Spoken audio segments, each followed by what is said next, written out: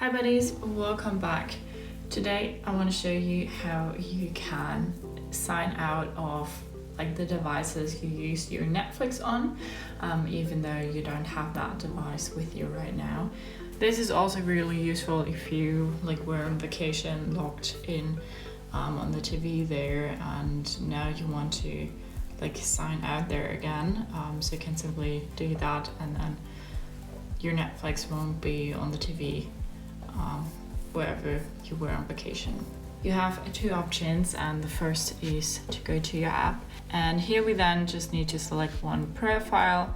We need to go to account, and then we will have to go all the way down, and here you then can say manage access and devices or sign out of all devices. We want to say manage access and devices, and here we have all the devices that we're using, and then this is just our iPhone and the website, and then we can simply say to sign out.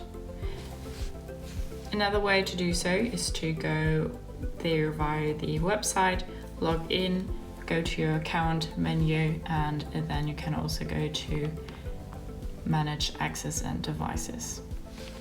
So that is how you can manage the access and devices, how you can sign out of the devices you use your Netflix on.